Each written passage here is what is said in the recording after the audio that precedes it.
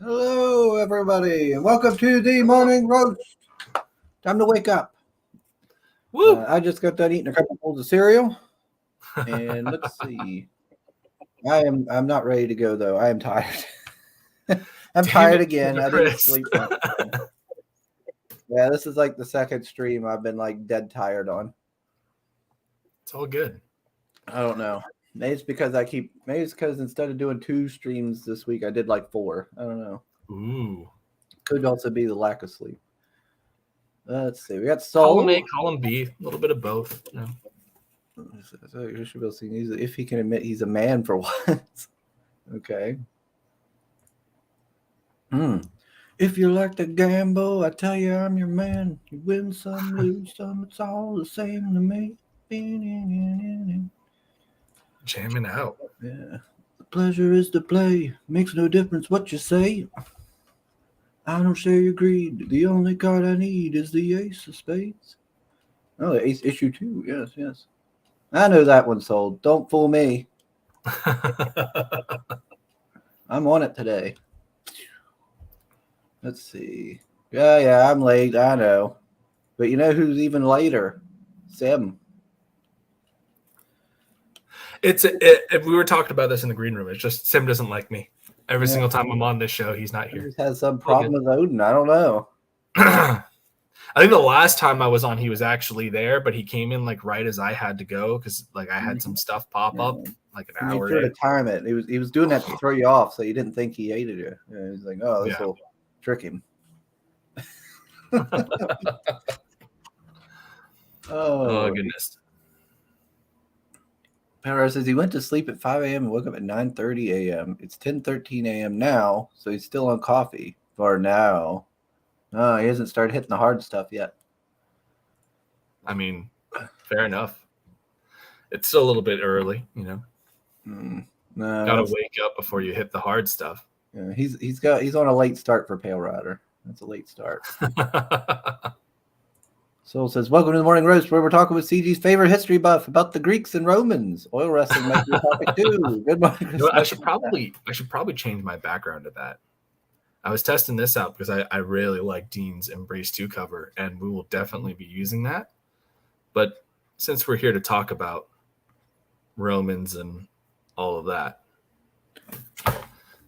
Yeah, I seen one of the others had their background like that, you know, but they weren't like having the issues there because like you can see like your chair. Yeah, like in and out. If you have a green screen, it's a lot better. I don't, because expenses. I know that it's not like super expensive to get like a little stand with a green screen roll down, but still, Yeah, maybe I should try that one day. Just put one of those little backgrounds up. I don't know what I'd put on it though. Huh. Let's see. He's late to streams, rude to his chat, doesn't follow the roast rule. Just don't know. There he starts again. Just that dang tisk crap. He's been doing that now for the past like 3 streams. I mean, once you find a new gig, you go with it, I went into a chat the other day, and he was in there, and he said to me, tisk. And then that was the only thing he said the whole stream. I couldn't figure out why he tisk me. And he still won't tell me. Let's see. Wait a minute. What, Chris? I got you some subs in Rex's chat yesterday on Great Quebec. No, you didn't. Don't lie. Now you get now you have to back off on your attacking Pale Rider there. You got you subs. My subscriber count hasn't moved. It's at 379. I think it went up by 1. Well, that's one more sub that you could have gotten. Also, you have to take into account that every now and again YouTube does silly things and boots your subscribers off. Maybe. I don't know how that works, but like I've definitely seen people have that problem. Yeah, mine does it all the time. I'll lose 1 or 2 here and there. And I'm like, wait, what happened? Soul Ion in the chat is saying that he got his Embrace a bit ago. It's moving up in my backlog, but the crossover print by Russ is already on my wall. I am so excited for you to read the book. There was a lot of love put into there, and we got great feedback. I hope that you enjoy as much as everyone else has. I haven't had somebody come to me and tell me that they hate the book yet, which is nice. And if someone does genuinely dislike it, I'm more than I'm never going to be like, screw you, man. Like, I would like to know. How dare you? But I mean, I feel nobody likes hearing that somebody doesn't like their book, but like in all actuality, not every book's for every person. You know, there are some people that are going to read your book and they're going to be like, yeah, this sucks. Or this isn't for me. And that's all well and good. But I think it's also important to make sure that you hear those voices so that you know if there's anything that you can improve upon. If it's just not their kind of story, I mean, there's nothing you can do there. It's unfortunate. But I mean, that's how it goes. Oh, we have Johnny with us. He's also tisking me. What's up, Johnny Cage? I haven't seen you in a minute. Oh, we have D-Wag. Bow. D-Wag, always a pleasure. Mo Bow. told me to keep an Bow, eye bow. on well, that Mo. Don't Has start Mo with come me in about the chat? Mo. He sometimes does. It's usually too early for him. And then he'll pop up at the end usually if we go late. Well, on the plus side, that means no one's getting banned for any weeb commentary. That's good. We can embrace our weebery on today's stream without the wrath of Mo Biggs. Every time I go into 80s made consumer streams, he's always there fighting with me. Starting with Mo? shenanigans. Yeah, that dang Mo. I don't know. That could have been somebody else got me that subscriber. I don't know. There was only one, so it could have been anybody. He could have just stumbled upon the channel. Weebs and scams. Well, Weebs and scams. I am no scam, but I am an unabashed weeb, as background suggests. I'm actually reading through Steel Ball Run right now, doing research for a future SPQR, and like the amount of times Iraqi has made me feel inadequate as a writer is I'm like losing count. I still have not watched or read anything JoJo related. They're very like what I always tell people is I think that especially for our the Western audience, the best way to get into it is through animation. I always recommend that guys go and check out the anime first, just because reading it is a bit jarring because you have to, you're like the way that it's printed is still written, left to right to left as opposed to left to right. Mm-hmm. So I think that what it comes down to is the first storyline of JoJo is pretty basic. It can feel slow because it's very generic. I don't think that Araki fully knew what he wanted to do with the series yet. He's still kind of trying to find its identity, but it definitely finds its identity in part 2. So I always tell people, the first part is the first half of season 1 of the anime. It's only 8 episodes. And so I tell people, go just power through that, watch it in a week. You can even just schedule it so that you're doing 1 episode a night. So that way you don't feel overburdened by it because it can be slow. But you can't skip it. There are very important things set up in there that you need. And then part 2 is where it really just kind of embraces its namesake. It is a bizarre adventure, and it completely steers into that skid and just does ridiculous shit. Like the Tommy gun scene from part 2 of JoJo is the moment where I was just like, okay, this is getting wonky and I love it. Let me see here. Yes, Johnny Cage in the chat saying don't skip parts. You are absolutely correct. Do not skip parts. JoJo, all of it plays off one another in one way or another. And then Sugar Chris is saying that he has the JoJo PS3. Soul Ion saying that he has the PS3 JoJo game, which is very fun. If you can put unsuspecting folks in front of it and watch them keep the characters. Dude, he's not kidding about the fabulous walks. Like every JoJo has like their own unique strut, if you will. Like Araki is also a fashion designer. Okay. And so like, all of the characters kind of carry themselves in like fashionista poses and what have you. And like the way that they like strut around is very important. Amanda B saying, of course, we talked about it. Oh, Amanda B. Hail, Amanda. Hope your morning's going well. Laura says he thinks it was a Shadowhawk Talks that subscribed. Well, now I know you're full of it. Because I got a notification when I got my last subscriber, and it was Apex Comics. Oh, snap. Yeah. Pale Rider's been found out. You're just trying to get after me about something again. Put the link to Devil Flyers. I need to have him on sometime. I ain't had Devil Flyer on. All right. So let me bring up one of these here. There we go. SPQR's Bizarre Adventure and Elysian Fields Remaster. Yeah, and I actually just put up an update today if you want to take a look. Oh. Okay. Final day. You might have to yeah, there we go. It's there now. Look at that. Oh, that's a cool piece. Yep. So Kari is officially done with all of the art again. I say again because we unlocked a stretch goal where we added an additional 6 pages to the book. So she's done with that.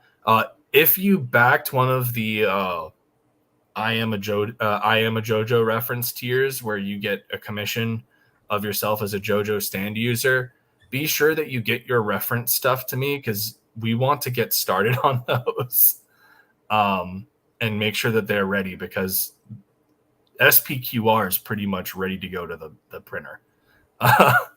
And I want to make sure that we get all of that taken care of at the same time. No, wait a minute. You can get drawn in as a JoJo man, a Roman JoJo man? So you don't get drawn in as a Roman JoJo man. You get effectively a personalized cover of the special edition book where you are a JoJo stand user. Like you send in some reference pictures of like what you want to look like and everything like that. And it effectively pays for a fully colorized commission. You get that cover of the book, you get the main you get the main edition of the book, and you get a mini print of your commission. Oh, okay. So it's like a sketch cover. Yeah. You. Okay. Oh, huh. Interesting. Yeah, and we showed off some new recolored pages from Elysian Fields as well. Avery should be finished with his color work here next week, is what he told me. He had a little bit of a delay here last month where he had some stuff he had to take care of. These things happen, but yeah, everything's going very smoothly so far. I don't want to jinx it. Nice. But yeah. So there's the Embrace. And then we've got our Embrace 2 sign up and everything. And the cover by Dean, this is just tremendous work. And we have 2 pages of traditional art from the first book left on this campaign. And that money goes directly into production of the Embrace 2. So you're effectively funding pages to be done for the next book. So he's already done the cover. He's working on some pages right now. So anything else that that he gets from that, it's going straight into production on the Embrace 2. I see. Now, Mr. Oden, I see his little wanted picture here. Yes. Is that Roach Boss?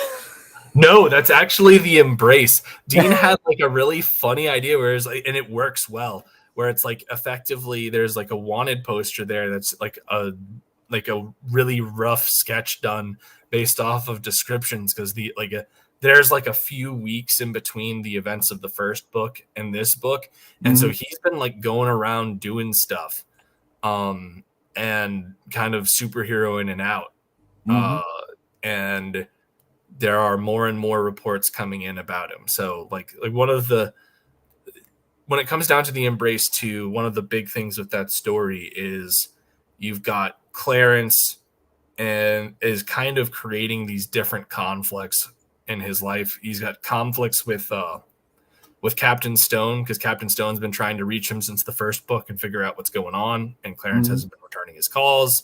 You've got the conflict building with the gang and Strangle, our villain here, and then you've even got some conflict building, some tension building between him and David.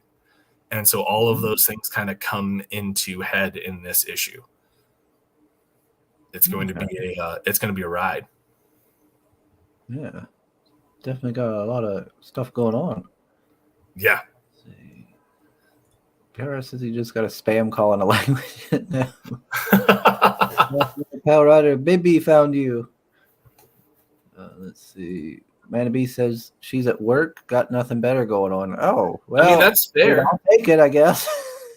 A view is a view, man. We'll take it. Thanks for joining us, Amanda. I know that Weebery isn't necessarily your cup of tea. So Amanda's saying she has absolutely nothing else to do. She'll watch Chris. I know. That hurts, but it happens. I understand. I'm not the most entertaining of people. You would be if you wore that red dress. If you wore that red dress on every stream, everyone would be ecstatic, and they'd be over on the stream all the time. It's not a sacrifice I'm willing to make.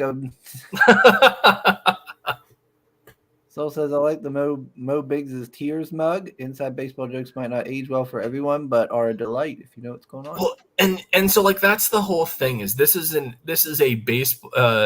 inside baseball joke that I think every single person that is involved with CG is going to understand, because I doubt there is a single person in this community that has not had at least one interaction with Mo Biggs and has not seen him gone off and like time out people for Weebery.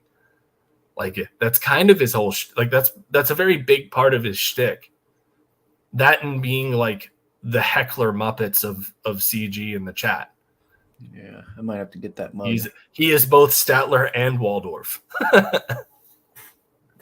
Might have to get that mug, just kind of keep it sitting here in view all the time. That damn Mo. Let's see. Don't act if it's as if it's. Yeah, he just joins because he ain't got no better to do either, probably. Sim's still sleeping. I don't know what Sim's doing. Probably.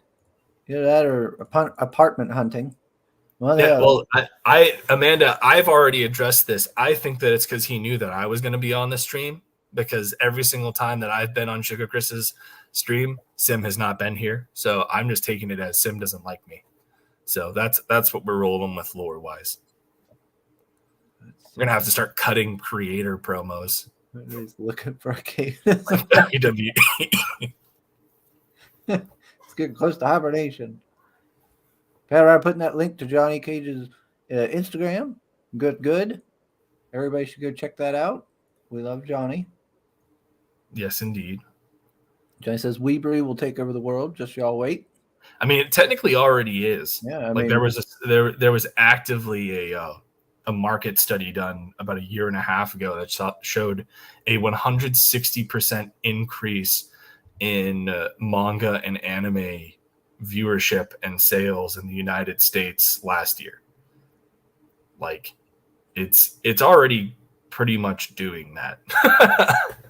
Which is why books like this are important, because it's a way to kind of bring in a new audience to this market. It's not an easy thing to do, but I think that if you do books in this style and you do it in a way that's authentic and you do it in a way that, pays respect and showcases the amount of care, you're going to bring in that audience. I genuinely believe that. Let's see. What are they saying here? It says Obi's a bit of a hero of his. Of course he is, Power, because Mo gives me all kinds of shit, just like you do. Johnny Cage wants to know what did you ever do? Dude, I don't know, man. Like, I've only interacted with Sim like 5 times, and it's all been on different channels and different shows. I have no issues with the guy. But yet, whenever I come on his channel, him and Suga's channel, he's never here. No, well, half the time he's never here when I'm here either, so.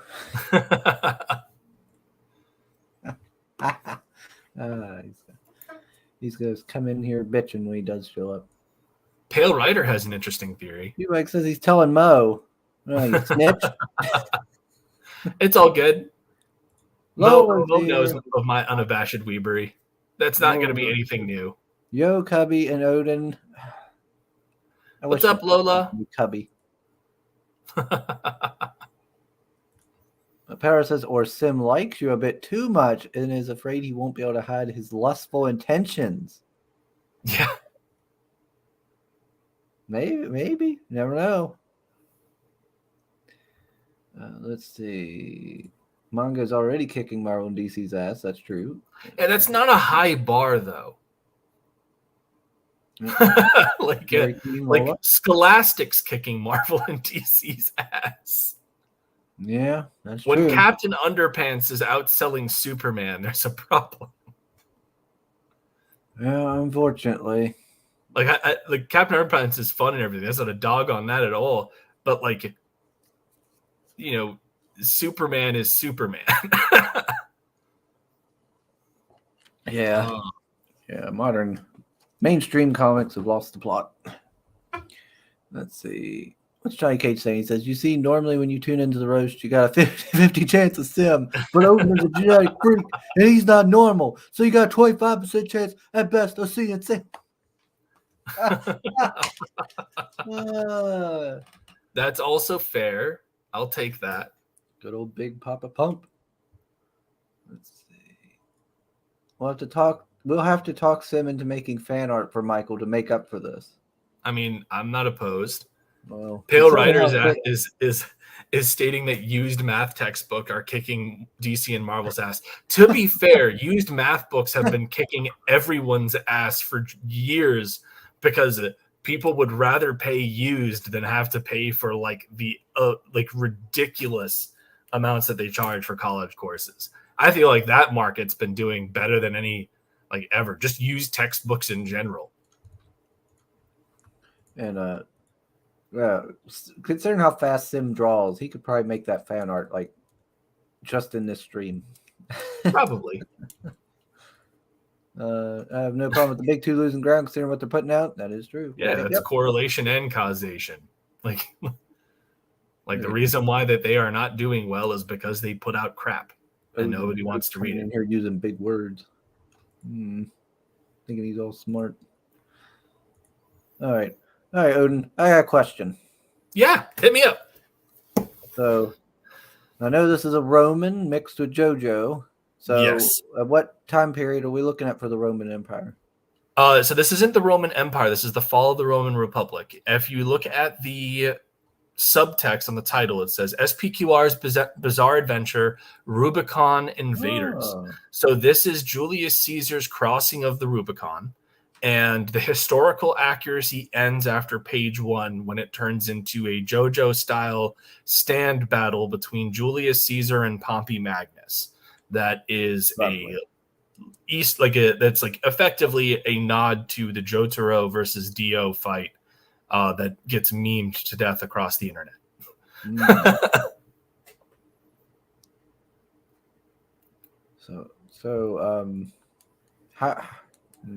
No, I better not.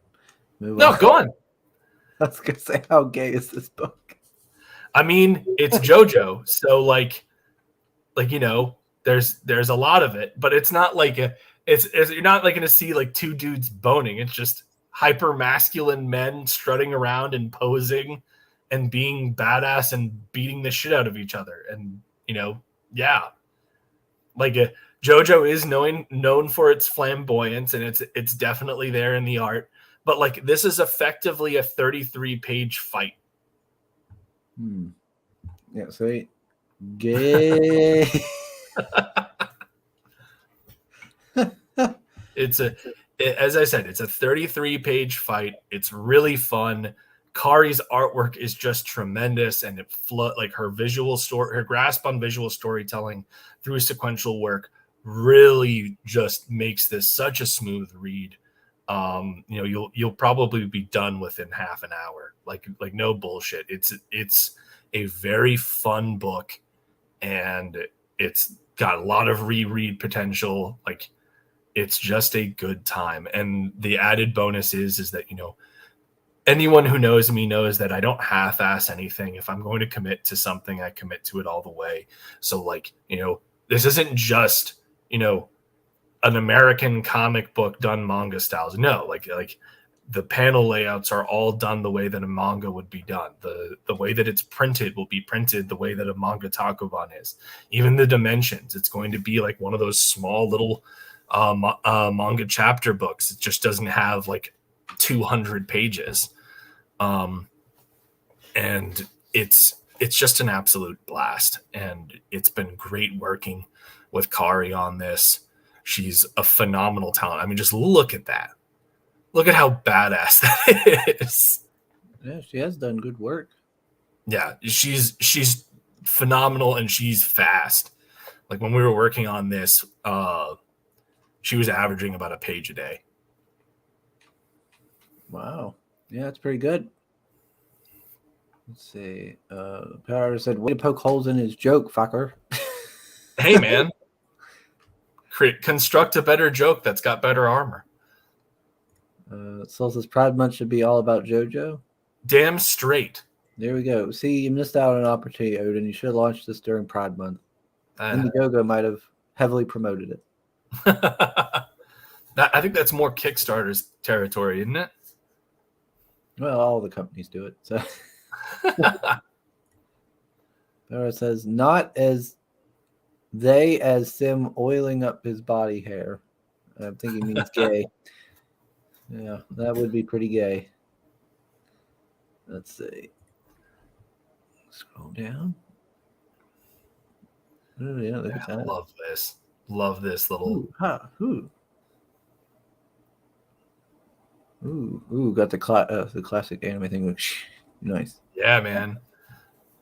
So how does this JoJo thing work? Like, there's stands and so the way that stands work in JoJo is they're effectively like ethereal constructs of a stand user's soul that has special abilities, and they can only be seen by other stand users. And if you injure a stand, you are also injuring the stand user, and vice versa. So, like in this sequence here, you see Julius Caesar stand De Bello, who's the one that looks like a centurion, fighting Pompey's stand De Republica, which is the one that's got the two fasces on the back. And he just narrowly misses De Republica's face, but he leaves kind of like a mark there. And then all of a sudden on Pompey, like a cut opens up. Interesting. Soul Ion says this needs more speed lines, and the answer to that is there can't be more speed lines. We checked. If there could be more speed lines, we would have put them in.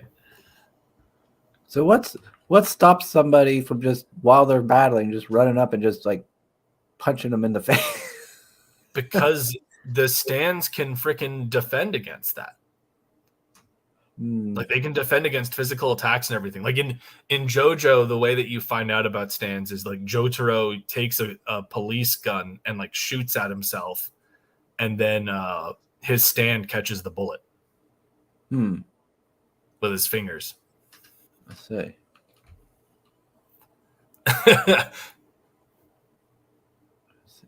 And then we have this beautiful Inkart Louis mini print.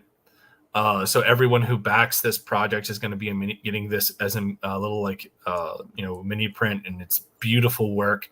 Inkart Louis is a phenomenal artist that does a lot of anime and manga inspired work.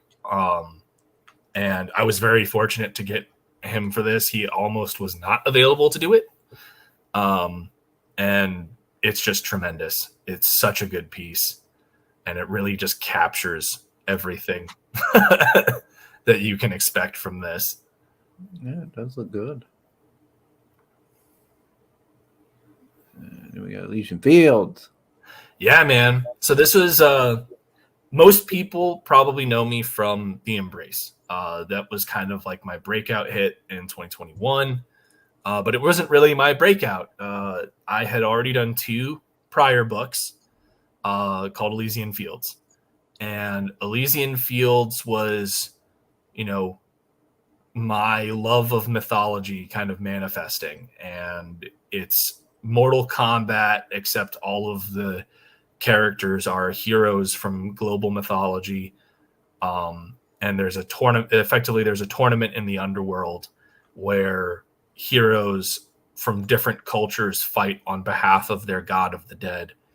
The winning team of the tournament, their god of the dead becomes the next lord of the underworld for the following millennia. And so our series follows Achilles, who gets brought into this tournament and is taken from his like peaceful afterlife, and he's not particularly happy about it. And so he's fighting alongside Heracles and Theseus for as a way to get a favor from Hades. Hades makes an oath on the river Styx, which is an unbreakable oath that he will give Achilles whatever he desires if they win. Heracles, hell yeah! So you've got 3 of some of the most prominent figures in Greek mythology, with Heracles, obviously. You've got Achilles, the hero of the Trojan War, and then you've got Theseus, the guy who killed the Minotaur. The 3 most prominent Greek myths, I'd say, outside of like the Odyssey as well. But I mean, you already have one hero of the Trojan War, so having Achilles and Odysseus on the same team just kind of feels like a moot point. You've already done this before. Let's spread out the love a little. Yeah. But so when we first released this book, it was initially all of the art was handled by Marcelo Oliveira Costa, who is our line artist and what have you, but he was doing the line art and he was doing the colors. And so one of the big things that we got back from feedback was that the colors were good, but they could be way better and bring a whole other layer of depth if we brought on a dedicated colorist, because as they were kind of flat. And so if you scroll down a little bit, you can actually see like one of Marcelo's original pages, right? Mm-hmm. So like this is kind of how the book looked before. And then you see what happens when Avery comes in, who's our new colorist that we brought in, Avery Ferdinand. Yeah. And it's just night and day. Yeah, there's a big difference there. And so, like, that's what we were looking to do. And part of CG, part of independent comics in general, is listening to your consumer feedback. And I have a personal rule where if I have at minimum like 10 people having the same complaint, it's not something that is a personal preference. This is something that needs to be fixed. Because if 10 people are saying it, odds are there are a lot more than just those 10 that might just not be saying it to be polite or whatever. Mm-hmm. But if you have 10 people that were willing to voice a complaint that is effectively rooted in the same issue, you need to listen to it. Okay. So I went in, I got a new colorist, and Avery does phenomenal work. I'm hoping that we're going to be able to do Elysian Fields book 3 here soon. The script for it is done, but right now obviously the next project will be The Embrace 2, because that's what everyone's clamoring for. Right. So here's the cover for the remaster of issue 0, which we had done initially for the Embrace 2 campaign, but given that we were remastering Pyramid Gambit, I wanted to make sure everyone had a chance to get both of these books fully remastered and everything like that. Okay. That looks good. And then we got the different tiers here. Tiers. Yeah, so this is our featured tier. Now, this tier could have been a lot more expensive, and I've had people ask me like, why didn't you charge more for this? And the reason for it is that we're in crazy times. Um, things are pretty expensive, and I wanted to make sure that I gave people the best value I could on this, while still obviously being able to afford doing it. And I think I've done a pretty damn good job. $85 for 4 books, 3 mini prints, a T-shirt, a metal print, all in a collector's box that is 9 by 10 by 4. Is a pretty stellar deal, and I worked very hard to make sure that this thing worked, and I'm glad that I was able to do it. It's my thank you to everybody that supported us. As a way to just say thanks. And I mean, if you go on this campaign and you back like all the books as like add-ons with one another, it comes out to 85. So you're effectively getting, by the campaign, you're effectively getting all the extra stuff for free. Yeah, I mean, if you're new to all of it, that's a pretty good deal. Yeah. 4 books, all the goodies, plus the box, all comes in a nice fancy box for $85. That's a nice bargain. Yeah. No, I'm as I said, man, I'm very proud of how I handled this tier. It was a difficult thing to do because I was one of the best piece of advice I was ever given was that your featured tier should never be more than $100. You want to keep it in a mid-tier price range between 50 and $80. Because anything higher than that, you could kind of dissuade people.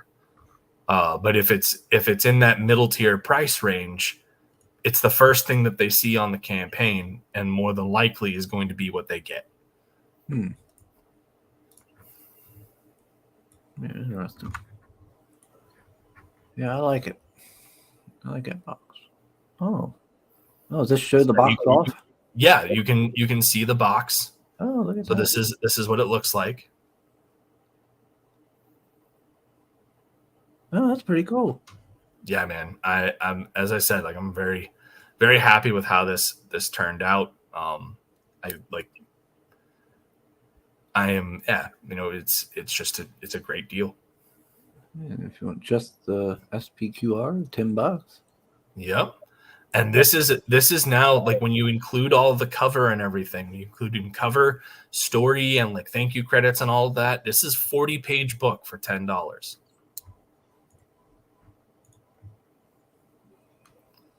We got the remaster for issue 0, which is a 30-page book. Again, $10. Ooh, holofoil. Yep, we're only printing however many of these that we sell. They'll be signed and numbered by myself. Nice. And the remastered Pyramid Gambit. Yep. And, as I said, man, I'm all about giving people the best value I possibly can. Yeah. Yeah, the Embrace was quite popular. People seem to really like that one. Well, I mean, I'm not sure if you saw it, but like Rob Arnold did CG Deathmatch, and the Embrace won, and we won some of like the hardest rounds, and every single round we went in, we won with over pretty much almost all of them. We won with over 60% of the margin of vote. Wow. Yeah, quite the popular character. Yeah. But he does have a good like kind of connector of the father and the son and the love between the two and everything. Like that's something that people can resonate with. Yeah, man. And it's also a very it's a unique take on the concept. Normally when you have that kind of father-son dynamic, it's the father protecting the kid, but the way that I've always pitched this is Clarence, the dad, is our narrative vehicle. He's our protagonist, but David's the hero. He's come back to help his dad. He's come back to help him move on and deal with his grief, and help him push forward as this spectral hero of justice. Undoing, or not really undoing, but getting justice for the wrongs that were done. Saul saying that's indeed a good offer for a collector's box. And then he says international shipping is also affordable. Yes, I have a very big international community. The Embrace shipped to 15 countries internationally. Oh, wow. And I think part of that is obviously, the story resonates across the board. It's one of those things where not all values are universal, but as far as, the father-son dynamic, that's something that speaks, I think, to everyone or most people. And then I offer a good deal. I work with Critical. I'm doing my fulfillment through Critical Blast. So we have he's got partners internationally that save us a good deal of change on getting the books out to the international market. So I don't have to charge like $30-$40 to get my books overseas. I've got international partners that, we ship everything in bulk to them and then they ship it locally. Oh, Mr. Oden's here. He says, hell of a deal. Go check it out. Another Mr. Oden. Yeah, I hope you got some sleep, Oden. I remember last night you were saying you had to go to bed, get up early and stuff. Well, I hope you got some rest as well. Let's see. Embrace t-shirt. Booty juice. Yep. Did phenomenal work. We had this as our metal trading card for the backers from the first 60 days on the first book. And it's just such a good piece of art. And yeah, putting this on a shirt was like a no-brainer. Let's see. Soul's putting Critical Blast's Twitter link. It's a spectral hero of justice. That's a great pitch right there. Yep. Yeah, so if you missed out on the first Embrace, let's see, you can get this on here for Mr. Oden. And then you can also get an 18-inch Embrace plushie for the parts of the book that really make you cry. He's there. He's got all the hands for all the hugs and high fives. He's there. He's nice and snuggly and soft. So you can't really go wrong. But then just real quick, I'll share this real quick for Mr. Oden. If you're really liking it, you can also sign up for the Embrace 2 mailing list. Yes. Signing up for this gets you a exclusive holofoil trading card with art done by Xevious. Yeah. It's a really cool, avant-garde take on the Embrace. It's nuts. Oh, too bad I can't click on it. It shows me the whole thing. Here, hold on. I got you. What I'm going to do is I'm going to share screen what this thing looks like. Okay. Let me stop sharing. Let's see. Oden says, Oden or sleep? Oden sleep? Not really. At work, but it's a mail it in Friday. All right, good. Here we go. Ooh, look at that. Trippy. Yeah, some weird stuff. I'm not sure what entirely is going on here. Xevious saw all the hands and everything, and so it's he's got all the ghost hands coming in and everything like that. It's a very if you just heard the pitch of the Embrace and saw the face and what have you, you could totally see where he's going with it. But he's even got the star emblem here from his chest and just all of these hands going around him for the transformation. It's really cool. Yeah, that is interesting to look at. Yeah, let you sink it in or drink it in. Yeah. We've got Soul saying he signed up today for the Embrace 2. Woo! We got Alex. Alex popping in. We're passing 120 signups, and we've only been active for a week and a half. It's really, really awesome to see how well the sign up list for book 2 is doing. Yeah, I mean that is it's great to see people growing, and getting more and more attention on their stuff. Like, gosh, I remember when like Irene came on our show and like nobody knew about her and she had like nothing. Now And she's a giant. yeah, now she's got like 1,000 signups for her next. Yeah, man. Like it's one of those things, man, where there's a lot of exciting stuff going on for the Embrace 2, especially, and I can't talk about it just yet, but like I am hoping that we're gonna have a big bump here on this book. We by the end of the last campaign, we brought in like over 15K. I am hoping that we can have 20 to 30 within the first 30 days.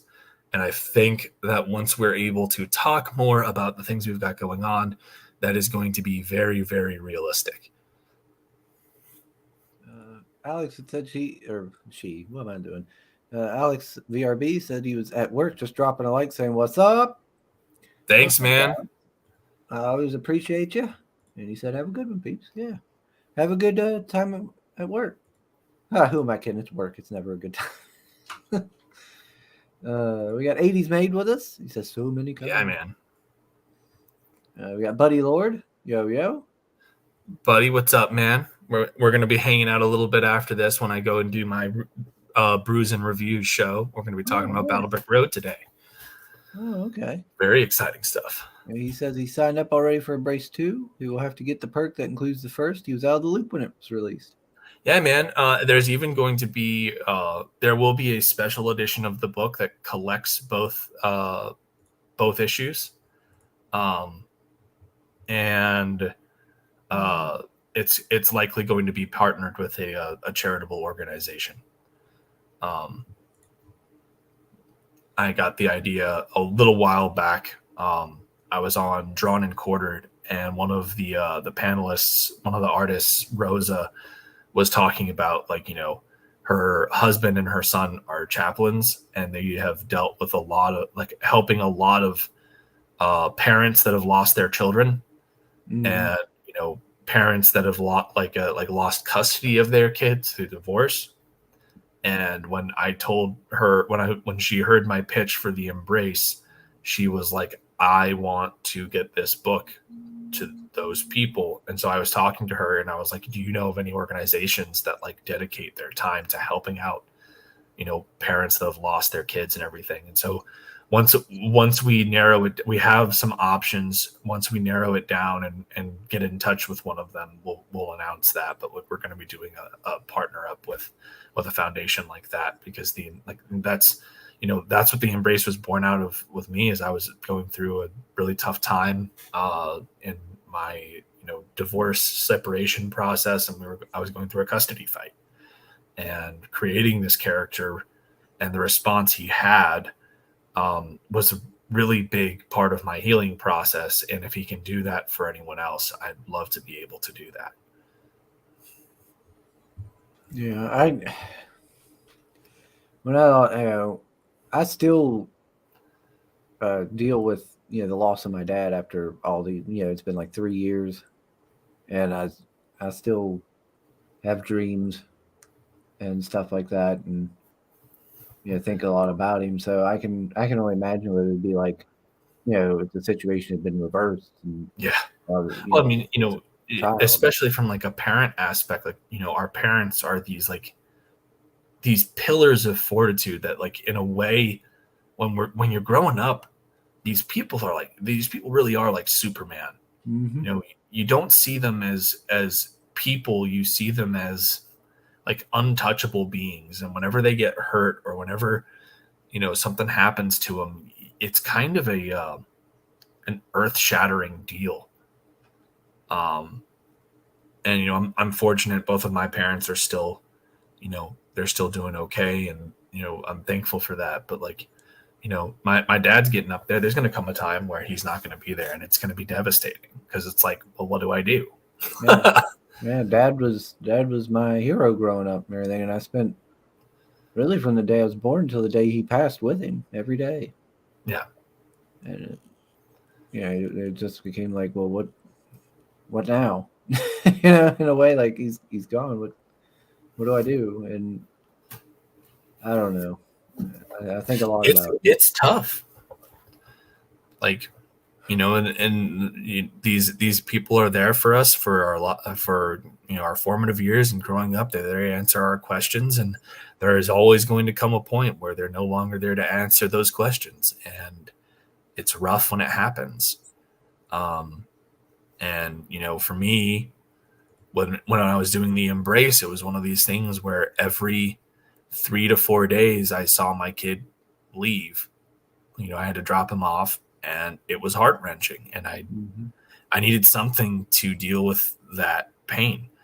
And it doesn't matter like how well intentioned either side is or what either side tries to do to keep things good. That moment during drop off when your kid goes over there and they're crying and they admit they're reaching out to you and everything. It's gut wrenching. Yeah. And it was like I was losing my kid every week. I mean, and that's what it is. And so the embrace really helped me deal with that and helped me take that pain, that loss that I was feeling every week, every weekend, and turn it into something constructive, turn it into a force of light to help.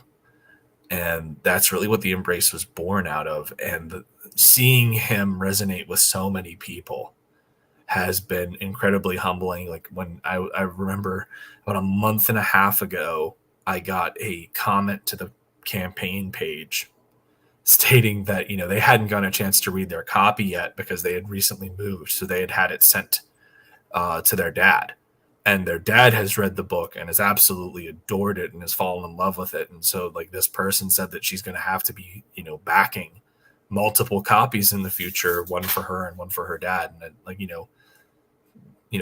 that's one of those things that it's like it's very humbling, and it's beautiful to see.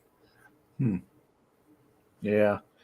I didn't back the first one, and I think it might have been because it had to do with a father and son, and I didn't want to read something that would remind me of dad, to be honest, and get me mad at me all the time It's and stuff. completely understandable. But like I will say that the story of the embrace is one of light, and if you do decide to give it a read, Chris, I hope that it helps. Like no bullshit. Like because that's kind of the whole nature of the story is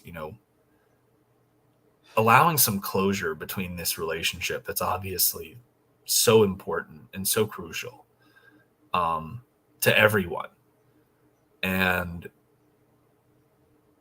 moving on from that may seem like it is a very difficult thing, obviously, but at the end of the day, it's one of those things where we have to realize that they would like our loved ones would never want to hold us back, and there's a point where we each need to move forward and take those steps. And the embrace is that's kind of what like the whole dynamic there is with David and Clarence is Clarence is still so angry and poisoned by anger of all the things that he was robbed of, and David's there to help. He's there to take away that anger. And the end of the book, um of the first book, is very positive. It's like it's bittersweet, but it's good. Yeah. Not to not to make you. Yeah. Anyway. Yeah. When that was one of the reasons I started doing these streams, and started promoting on Twitter and stuff, was to get my mind off things, because that was when Dad was in the hospital, and I'd help focus on something else for a little while, and then after he passed, to try and keep my mind off things while I was working or something, I actually started coming up with a comic book idea in my head and started fleshing it all out and stuff. But I'll probably never make it. I don't know. because I don't know nothing about writing a comic or anything like that. But let me look here. Soul says, "Get Sim sketch cards for the Embrace 2. That's a nice paradox." Um, Oden says he signed up for Embrace 2 now. Yeah. Nice. And Oden, I see in the chat that you lost your father this past New Year's Day. Really sorry for your loss. And yeah, man, it's a very difficult thing to deal with. For the sake of putting this back in an upbeat track, let's shift topics a bit here. To our stretch goals, because we have some really fun ones, and all of them have been acquired at this point, with the exception of this one, which is the Embrace 2 preview Ashcan. Which if we do somehow pass 10K here today, because I am closing the in demand out tonight, so you effectively have today and tomorrow and maybe Sunday to back this campaign. So if we somehow manage to pass 10K in that period of time, then this will happen. But if not, it's not a big deal. We're hard at work already. And then, but like everything else that we've had, if you scroll back up, let's take a look at some of these stretch goals. Make things a little bit fun here. So the first stretch goal that we had, we passed it. Yeah, I passed it there, didn't I? Is when we did the Embrace, Critical Blast had done a special, because I was one of his first customers, where he had our cover printed on the mailer bags. And it was such a cool thing because people knew what they got in the mail, and it was like a cool hype experience.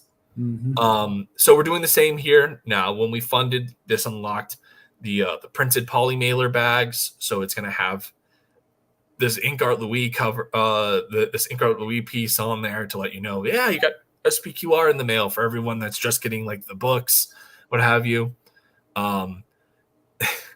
The 3,600, the other funding goal that we had was unlocking the Mo Biggs' tier mug. As we have established, Mo Biggs hates Weebery.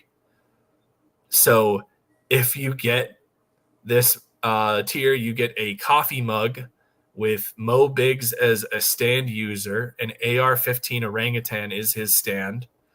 And he's kind of scolding you for purchasing this mug and purchasing this tier and purchasing anything from this campaign, accusing everybody of, needing Weebhab.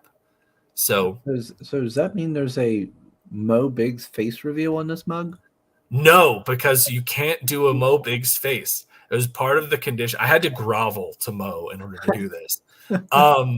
So like his face is completely blacked out, save for a single eye that's welling up with a single tear rolling down his face. And he's with his outstretched hand that he's pointing towards us, he is holding a wrench. Nice.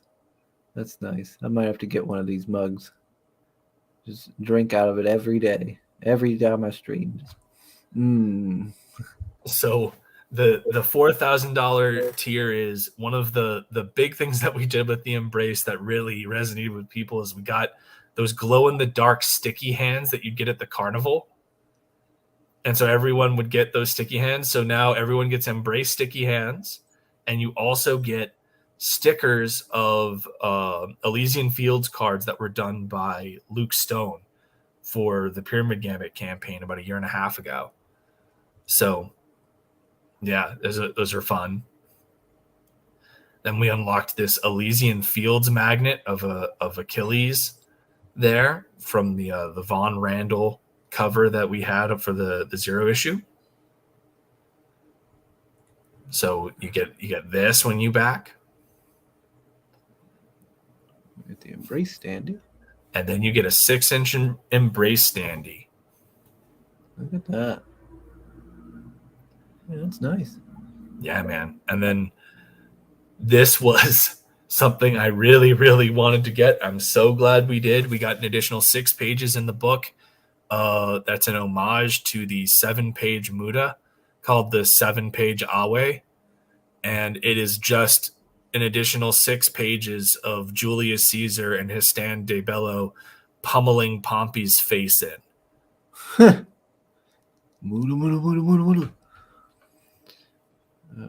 only reason I even know stuff about this is because freaking Phil on the Hardline always plays. Yeah, he had this. I went on his show while we were live during like our first 30 days, and he was playing he was playing a clip from the 7-page Muda. I had no idea what it was, and I was just like, Phil, how dare you play Golden Wind without knowing what this is? So Phil's no weed, clearly. Yes. Let me see. And then we have at $6,000, we unlocked the De Billo Chibi pin. So this was done by Dean James, the artist of the Embrace, and it's just a chibi of Julius Caesar stand De Bello, and so you're going to get this as a nice little enamel pin. And then there's the preview ash can again. I've seen this page. Soul Ion is repping that he's backed the campaign. Oh man! But is that this pose? I've seen it. I feel like I've seen it before. Is that like has Spider-Man done that? It's very like a Dean. And when we were talking about how the Embrace's powers worked, it was very much like kind of like symbiote suit Spider-Man. And so like Dean draws the Embrace in action with a lot of like Todd McFarlane Spider-Man inspiration. Okay. It's not an homage, but it's definitely got the feel of like a McFarlane Spider-Man swinging pose. What's with all the white stuff hanging around him? So the way that his powers work is, you know how he's got like the hands on his shoulder and everything? Yeah. Is those kind of like he's able to like shoot those out of his hands, and like the ones on his shoulders can like go out and grab stuff too. Like it's like think about it like the tendrils from the symbiote. Oh, okay. Except they're white hands.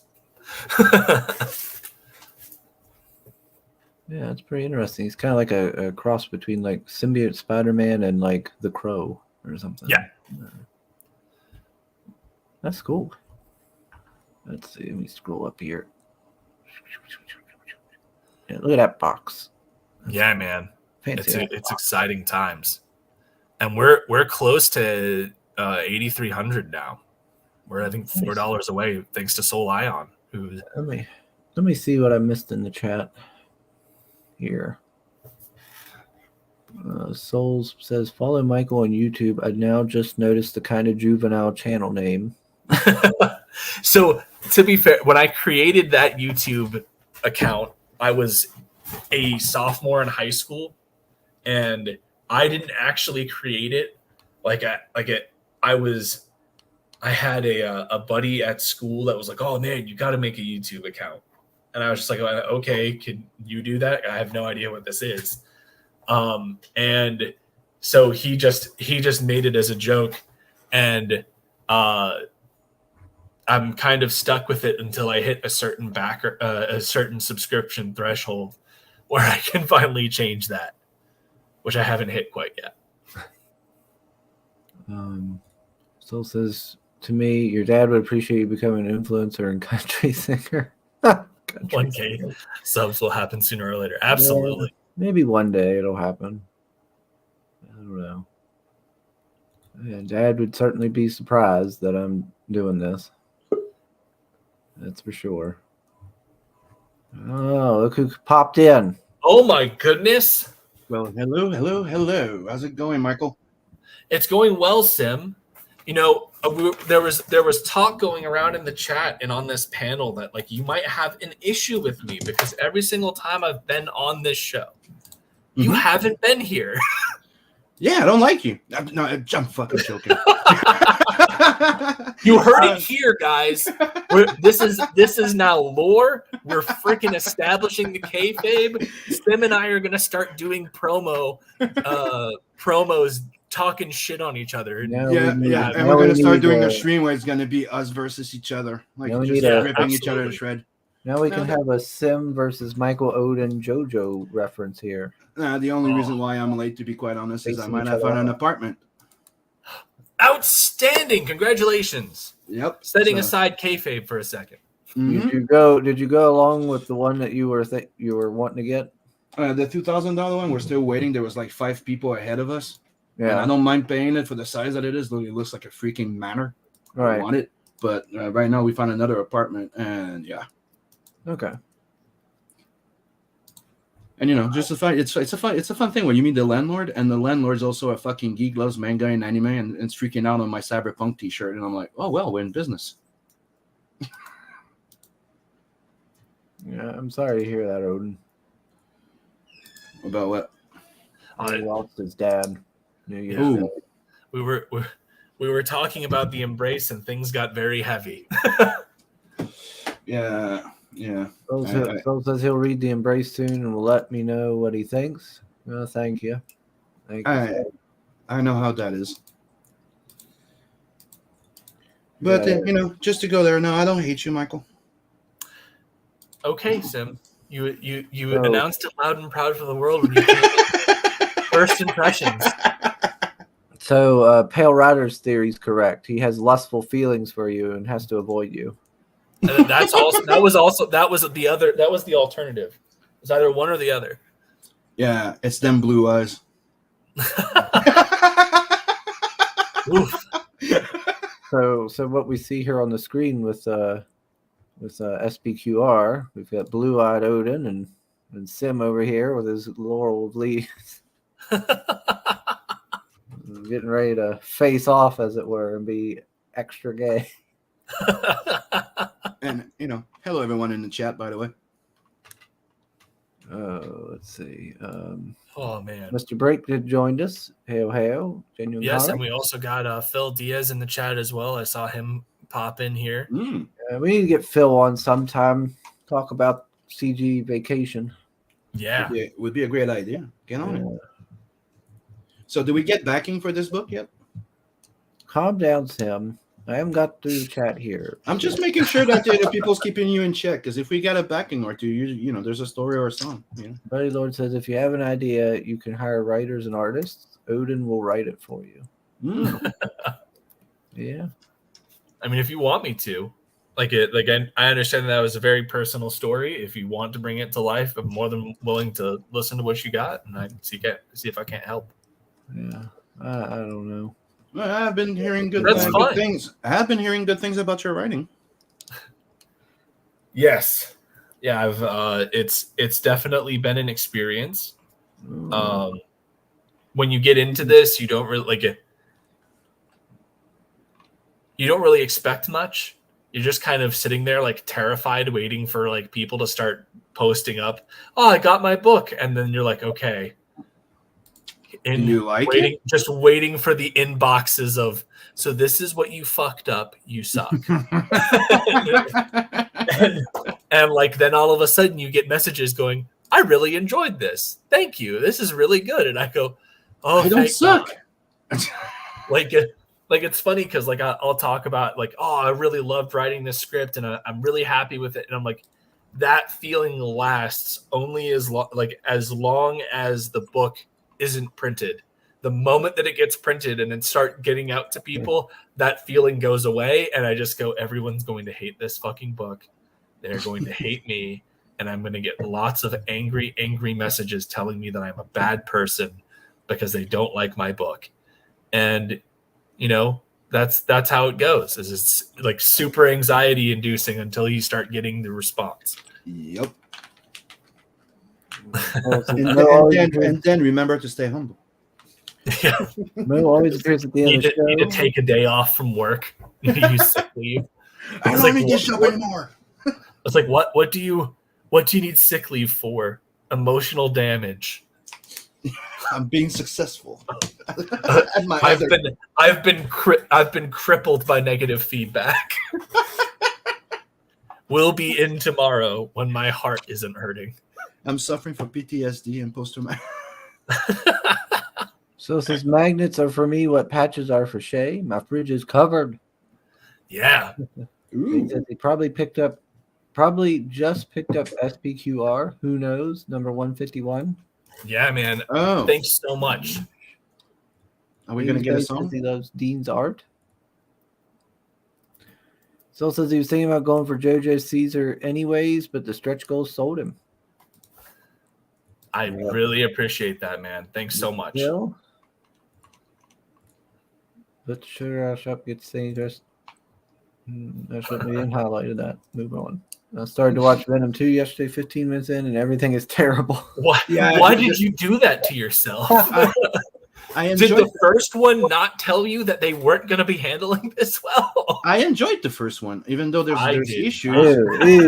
Ew, Sim. I Dude, think that it is a catastrophic mistake to have any Venom film that Without is not Spider-Man. connected whatsoever to Spider-Man. Dude, all they Because need. the whole point of Venom is that he is the antithesis to Spider-Man, and he's literally like kind of also an allegory for Toxic X. Like if you really think about it, Yeah. like that's what it is. You got these two people that are bonded by a very toxic relationship to Peter Parker, and they despise him and want to destroy his life. Mm-hmm. The moment that you take that away, it's not Venom anymore.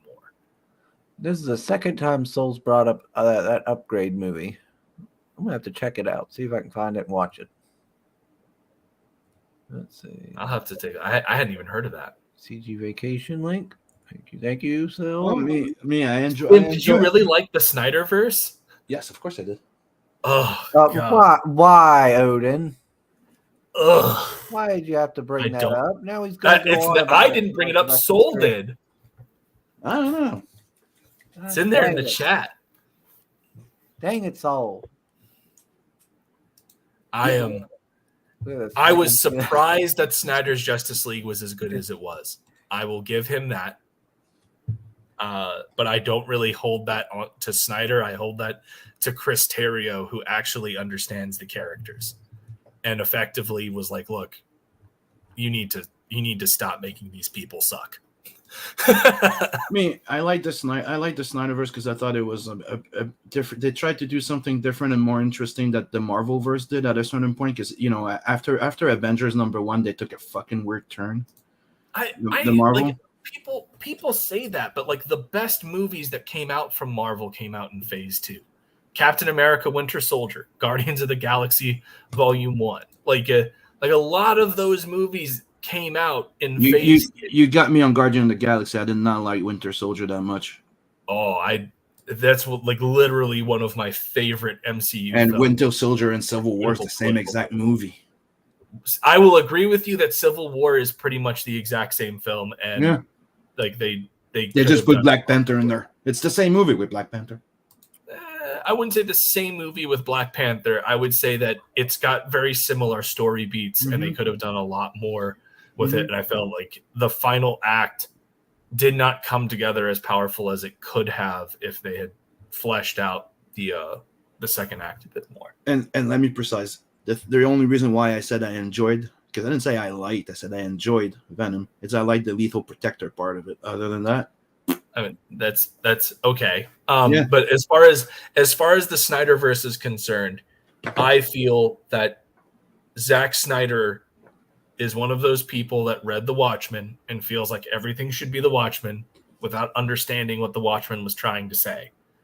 And that's my issue with his take on all of this. I don't know who to put the blame on or the points on, but I think that the Man of Steel, like the Superman in there and the Batman, was the best interpretation of Batman and Superman and understanding of them, especially Superman, because I'm fed up of seeing all the Superman always being the perfect guy from the get-go. That's why I like some stories like the point like the moment that you take away what Superman is as far as like the Boy Scout and everything, you get rid of the contrast between him and Superman of being two sides of the same coin. The moment get rid of it, it's there. It's implemented. The thing is that I like is Because Yes. Superman flies an African warlord through a freaking spider hole at Mach 6 in the first 30 minutes of the movie. Yeah. That's not Superman. Yeah, but That man is liquefied. How many? Well, you're telling me that people are born perfect. You don't make mistake before they become Dude, that type of iconic. This isn't about like superheroes, especially when you're looking at things like Superman and the DC universe in general, are not meant to necessarily be relatable. They're supposed to be ideals, physical manifestations of ideals to aspire to be more like. Yeah, but it's a modern mythology to a certain degree. I agree, but all mythology have their all the greats in mythology have their fucking brought up their mistakes and what brought them to what they have are. their flaws and they have their mistakes. But Superman's flaw should never be I'm willing to kill humans. He's not willing to kill humans. Like at the end of the day, there are stories that handle what Snyder was trying to say, and they do it better. Superman versus the Elite, freaking hell, Kingdom Come. All of these things handle the whole, is Superman still relevant today? Is Superman's moral code something that can really be relied on? All of these things are addressed in way better stories. I don't know. I would disagree because most of the things that I hear about, people complain about Superman for years is the fact that he's too powerful. He's too OP. That his only weakness is freaking kryptonite. So what I like in there is that, his biggest flaws is the fact that he tries to be a Boy Scout all the time. It's his fucking flaw. He tries to be the bigger man all the time. Yeah. While you're doing that, it will bring you to one of those darkest freaking corner in your life. What you do is you do things like what Kingdom Come and Superman versus the Elite do, where you make the struggle not a physical struggle, but a struggle of societal debate, where Superman has to uphold his code in the face of everyone telling him he's wrong. And that's where you get those kinds of stories. I mean, hell, I don't know. I always like the idea of like I live in a cardboard box. And that's what to me Man of Steel illustrated. Except Man of Steel doesn't do that because he doesn't treat it like a cardboard box. The point of the cardboard box speech is I live in a cardboard box. I constantly have to treat everything like I can. And how did he realize that? The moment that you have Superman going around, the moment you get pissed and you punch a wall and you destroy an entire neighborhood and you go, it doesn't matter. The fact of the matter is that he's not taking that into regard because he's still doing those things. He's not trying to get it away from the area. He's not trying to do any of those things to prevent that damage. What's the whole Superman speech on I live in a cardboard box is about him saying, I cannot I cannot cut loose because if I do, people get hurt. Yeah. And that's what you saw. Justice League has entirely evacuated Metropolis. Like that's the whole point is they put Superman against Darkseid in a Metropolis that's pretty much abandoned. The Justice League has completely evacuated the city. Using that quote out of context is a disservice. Because at the end of the day, Man of Steel, he's fighting Zod. He's fighting these guys in heavily populated areas. He's not trying to bring them to an area where they won't be destroyed. He's not doing any of that. That's not Superman. And only bad writers and unimaginative people say Superman's boring because powerful. No, that's just taste, dude. It is bad writing. It showcases that you don't understand the ethos of a character. It's not bad writing if you don't like it. It is bad writing.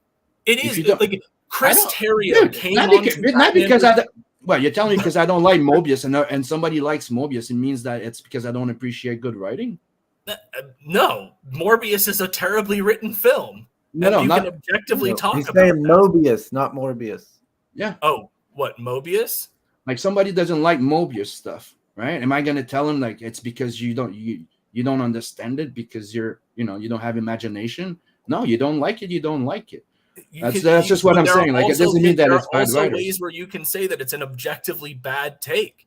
If you don't understand, if you have a guy who less than 2 years prior to the production of Man of Steel was asked, hey, would you ever try and do a real take on Superman the way that you've done with Batman? And he answers, I have zero interest in doing that ever. And then you put that person to write a Superman film, you have done yourself a severe mishap. I know, it's And fucking there's a obvious that he reason why wanted to they do a brought Batman Chris movie. Terrio on halfway through the production of Batman versus Superman to unfuck everything that man did.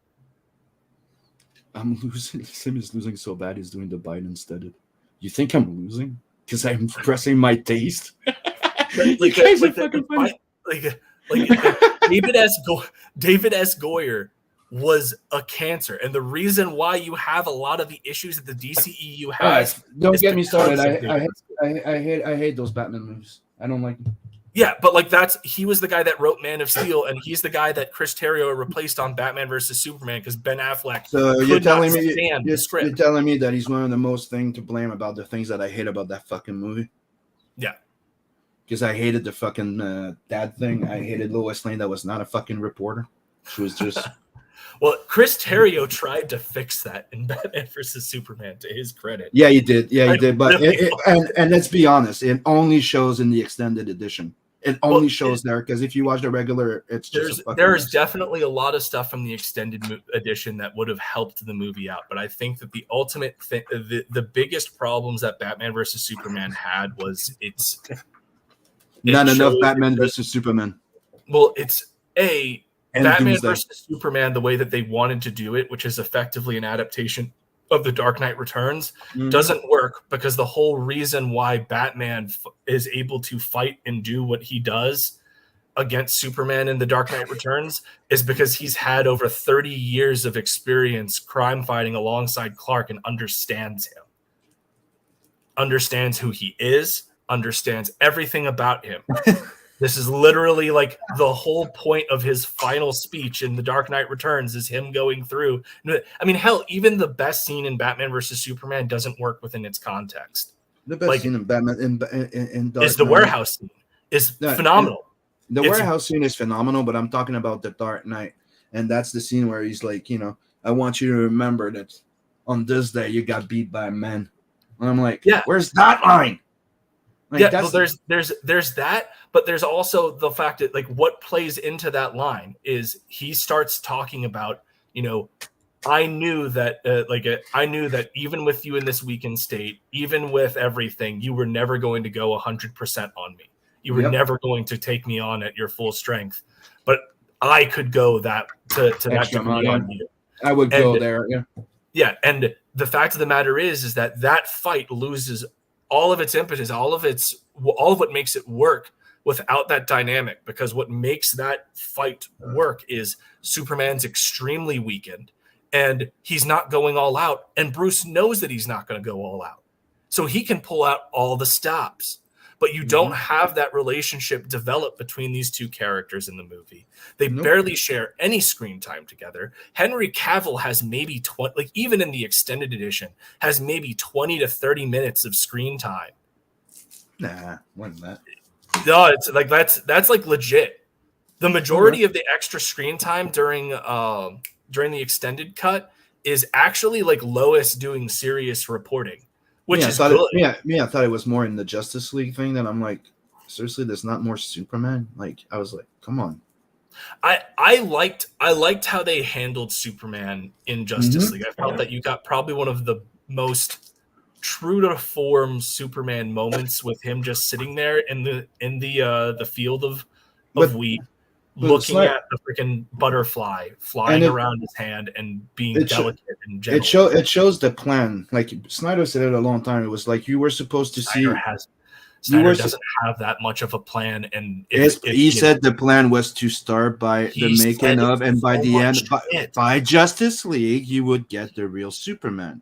He contradicts himself all the damn time. Everybody does.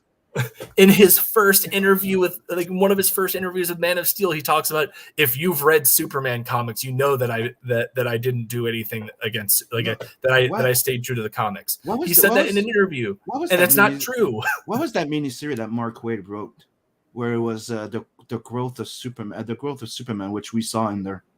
Man of Steel. I just like, can't remember the title. it takes elements from a whole bunch of Superman stories, but it's not the closest thing that it is to is Superman Earth 1. No, hold on, I need to find that series. Birthright. There you go. Yeah, oh. Birthright, but it's got Birthright way was more fucking influence awesome, and from that's what I saw in Superman there. Earth 1. Oh, dang, it's got way more influence from Superman Earth 1, which is actively even like a big thing in this community, because the people who did that comic got zero credit, even though it has like the exact same plot. It's the exact same story beats and everything. The only thing that's changed is how Kent dies, how John Kent dies. The fucking the brass knuckles, which is the kryptonite brass knuckle. I hated everything about John Kent in Man of Steel. I hated the fact that you have John Kent tell a young Clark that maybe he should have let a bus full of kids drown. Yeah, and the mom, dude, the mom, you don't owe nothing, no one. And you're like, what? That's not what they're supposed to say. And two, they're supposed to be the one giving him that type of value of him trying to be the Boy Scout, the heart, and then John is supposed to die from something he cannot stop. Correct. It's either cancer, a heart attack, something he cannot do nothing. A heart attack. Yeah. Is what I've seen most often is like it's something he's powerless against, and that's one of the big lessons. He goes, I can do anything, but I can't save my dad. Like there are certain things that not even Superman can do, and it's not a don't save me, don't save me. Fucking dumb. Oh god, and that's my whole thing. Is I felt like if Chris Terrio had been there from the beginning, I think that we would have had a much better thing. I think that Snyder has a unique visual style, and his direction is very good. But he's a great story. He's a great visual storyteller. Yes, but he's also his own worst enemy, because he starts to buy into his own hype, and he doesn't see where he's making mistakes. Yep, and he doubles down on those mistakes rather than giving way to logic. Chris Terrio, that, I have to give you, he needs that other writer with him, because well, and that's the thing, is that I felt that, from what I understand, Chris Terrio, when he came in and saw the initial Batman versus Superman script, wanted to completely redo it and have it be more similar to the animated World's Finest movie, which I think would have been way better. Where you have Batman and Superman in conflict with one another. They don't get along, but they aren't. It's not gearing up towards a full-on showdown fight between the two, because that doesn't make sense. The Ed McGuinness thing. Yeah, got it. How about we take a quick break before we get in round 2 here? Oh, fuck off! You guys started this shit, and we're just following through. Delivering. Starting the shot and start nothing. What? And to be fair, I'm seeing I'm sure if they meet in person, they'll definitely cross swords. Reasonable minds can differ, Like I don't there are certain things that Snyder did with those films that I think are genuinely good, and if they were reworked, they could be fantastic. I do think that Ben Affleck could have been the best live action Batman if he had a better script. I think that, dude, I agree with you on that one. Like, he was done wrong. Like, he was fucking perfect as Daredevil. He fucking nailed it, but he was done fucking wrong. And that's another one. If you go watch the director's cut, you have the legal fight with Kingpin and the fucking little asshole that killed the prostitute. It's a shame, because Ben is a good actor, and he really did care, and he's the reason why Chris Terrio came on to BVS anyway. Was because Ben Affleck pretty much told Warner Brothers, if you do not bring this guy on to at least fix my lines and fix my scenes, I am leaving. I am going to go. Because he was livid with David Goyer's script and was constantly trying to make corrections and getting shot down. Batman versus Superman could have been the movie that made Man of Steel a better film. Very similar to how people felt about The Dark Knight and Batman Begins, where when people first saw the Batman Begins, they were kind of iffy about it. But then when they saw The Dark Knight and saw how it played into that, the Batman Begins actually started to rise in popularity by a lot. it could have been that movie that could have played off of the mistakes of Man of Steel and played them to their advantage from a narrative standpoint and built something better and brighter. Mm-hmm. But I don't think that that's what they did. And I think that the biggest mistake there was not creating a contrast between your two title characters. If you have Batman and he is supposed to be in this dark antagonizing role, you cannot have Superman match him. There has to be balance there. Whenever you have those kinds of dynamic, if you have both of these characters down in the dumps, well, why should I care? What's worth it? You know, it's like one of the best criticisms I ever saw of the game Arkham Origins, right, is in Arkham City, you had missions where you could save like political asylum people that were thrown in there because they were innocent people that were just thrown into the city because they opposed the building of Arkham City. But in Arkham Origins, there is nobody to save. And from a narrative standpoint, it's, well, everybody is under orders to stay in their house. But what you end up getting is you have Batman going around the city fighting police officers, fighting villains. Well, why is Gotham worth saving at this point? Every shit. And I think that that's the biggest problem that Batman versus Superman had, is it didn't strike that balance. Superman never feels like Superman in the movie. Yes, you can have him as a point of controversy, and I think that that is a strong element of the movie. But they did it while sacrificing the light that Superman should be bringing to contrast the dark. Like you see Bruce's side of things, but there has to be darkness before the light comes in. That's yes, my point of it. But another thing I want to highlight is the fact of like the end of Man of Steel kind of sets up that light. The final scenes with Superman and Man of Steel, it does, and then it's brought down by the people worshiping him like the second coming of Christ in the beginning of Batman. But that's a whole thing that you can have fuel Batman's side of things, but you should have Superman strive to just be good. Oh yeah, I agree with you that there was not enough of that Superman.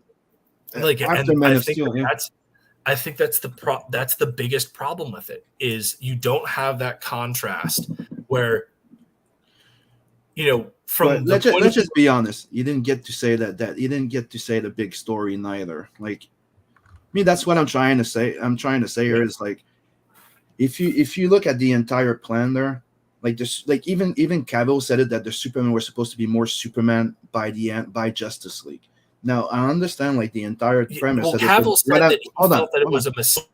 It's like what I'm trying to say is, look, if you just take an example of me and Scotsman, we're two huge fucking fan of Superman, right? Mm-hmm. But we don't see him exactly the same. He has to be the goody two shoe all the fucking time. Like he can't even stand reading Doomsday. He can't stand like, to him, Superman should never get beat up. You should always have the upper hand. No, I'm just using that as an example. 100%. He's a hardcore fan of Superman and the Christopher Reeves one, right? And I'm like, you're never going to please everyone, Sim, and I get what you're going to. Exactly. But at the end of the day, there is a level of authenticity that you owe in portraying a certain character a certain way. And that's where it fails. What I was going to conclude with is one of my biggest piss off is from Man of Steel, because to me, that's one of the biggest things that's prevented the Superman from being Superman was the parents. Yes, like we addressed it before. Like if that... Let's just imagine for a second that they would have pulled it off right. If they would have done it right, the parent part, it would not. The rest of the movie would not have been the same. Sorry, it's the parent part, like the moral that he learned, the him questioning himself: am I a god or am I like my parents? Do I go like And that questioning, dude, that entire thing was not there because of that. Well, 100%, and I don't disagree with you. I think that that's the biggest failing of Man of Steel, and it's what prevents it from being, in my opinion, a true Superman film. Is if you fail Clark Kent, you fail Superman. If you fail setting up who he is, you don't get the right vibe from him. You just don't.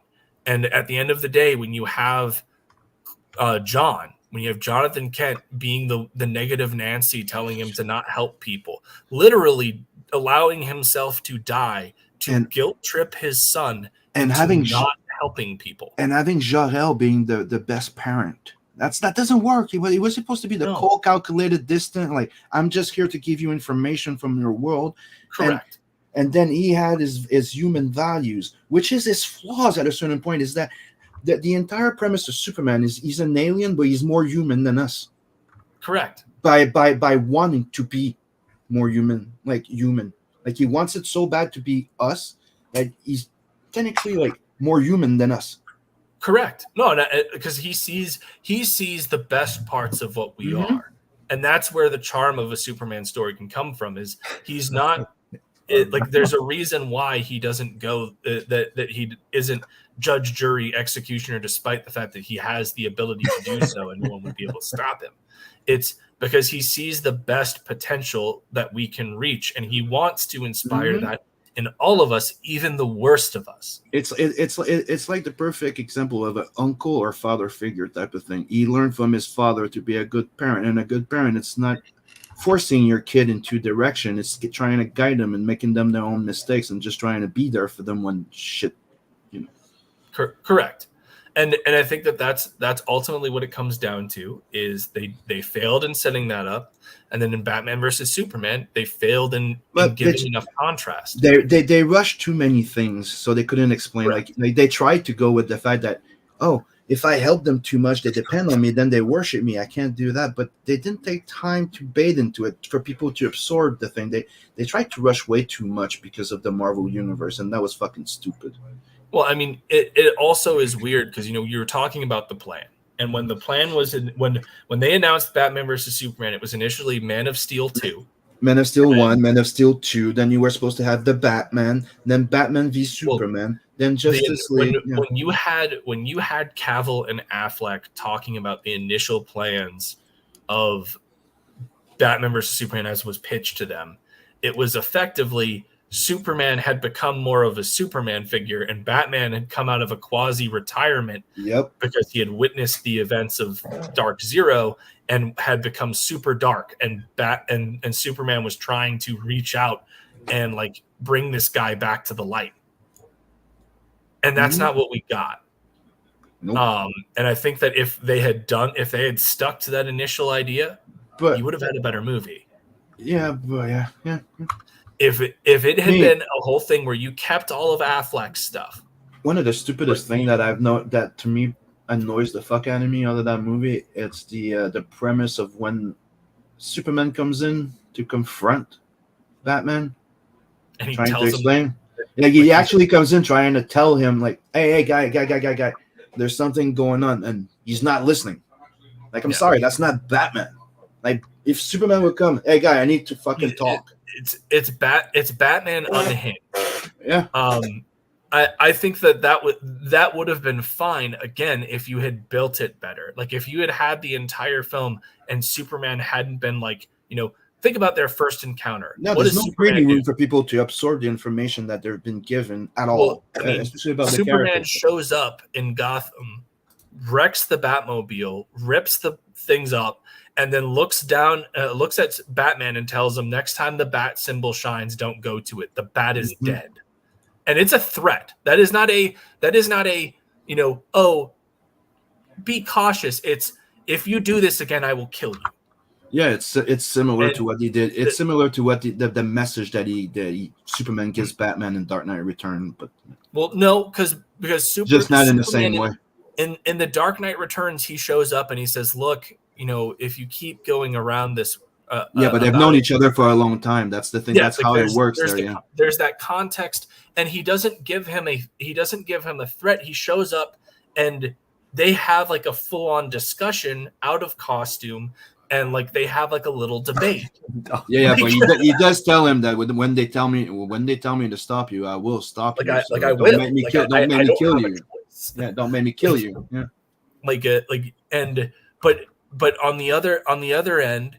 When you go back to BVS, it's like this is their first interaction. Of course, Batman's not going to take time to listen to what he has to say, because Superman started this whole thing by telling him that he was going to freaking kill him if he ever showed up to the Bat Citadel ever again.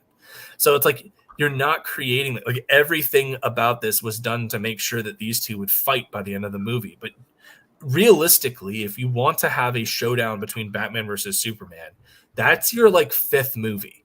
That's these guys have been leaguers together. They've fought alongside one another, and one of them has made a decision. But that it was supposed to be the compromised fourth. trust. It was supposed to be the fourth movie. The way that it was supposed to be initially was you were going to have when everything was finalized, Zack Snyder was set on 2 films. You had Batman versus Superman, and then you had Dawn of the Justice League. And then but that was supposed filmed all of that. That was supposed to be after the 2. We were supposed to have 2 Men of Steel first. No, because like he says that now, but back when all of this stuff was happening, it was they announced Man of Steel 2 using the Dark Knight Returns quote, and then within like 5-6 months, it was announced that the working title was shifted to Batman versus Superman. Yep. And then it came out that he was going to be it was going to be a 2-part film where you had the first part was Batman versus Superman and the second part was Dawn of Justice. And that would lead to a 2-movie Justice League. Correct. But like at the end of the day, Batman versus Superman was the plan for Man of Steel 2, and I think that's a mistake. I felt like it should have been, you had these two at odds with one another, but them going like full out war against one another, Batman versus Superman, where that is the core concept, is something that you save for something like Batman creating Brother Eye. Doing something that compromises the trust, create like doing effectively Tower of Babel. Get him, Dave. That's how I feel like that should have been done. Did you hear Dave in the back? Yeah, get him, Dave. Tell Seb to shut up about it.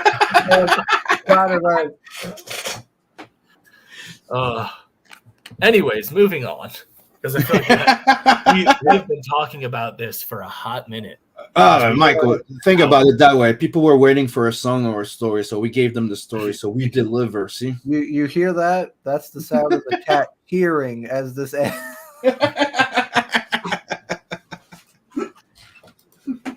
Oh. Yeah, Logan's behind me now, so yeah.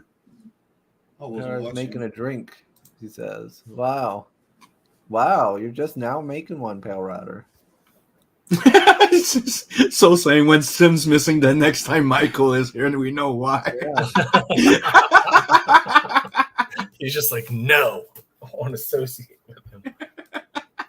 Oh, Take a breath, everybody. Yes. Yeah. So Yeah, but if I to me, didn't highlight one of your cats, I apologize.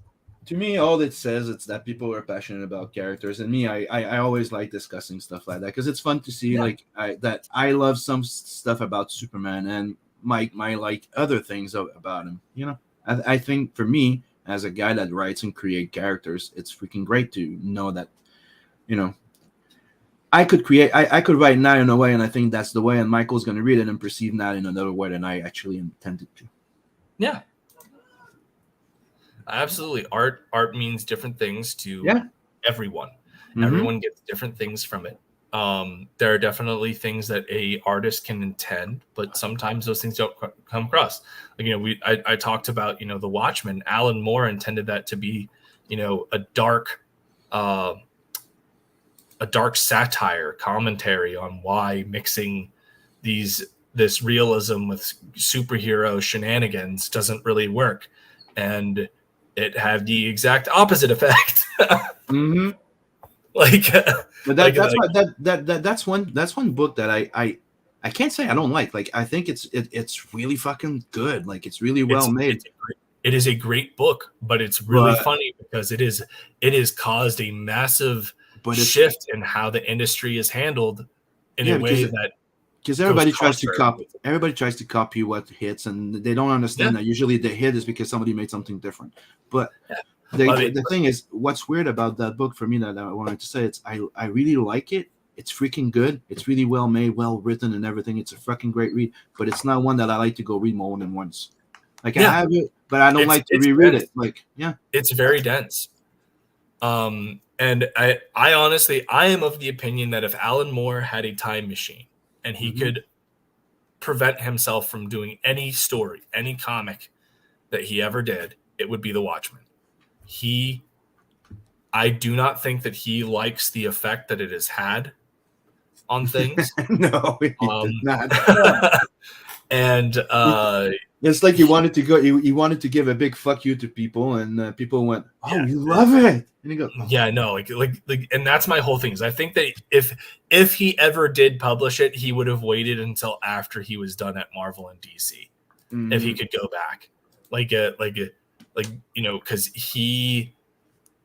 if he had published it just by himself, it would not have blown up the way that it did. But because it had the marketing arm of DC Comics, it got everywhere, and it's like it was a industry shifting moment. Didn't it come out around the same time as Dark Knight, if I remember right? Yeah, they were competing with one another, according to Frank. Yeah. So, Sam, did you say Logan was there? Yeah, he just left. Yeah, tell him when he comes back, snitches get stitches. What did he do again? He's over narking on me in the chat. What did he do? Yeah, he told people what I was doing.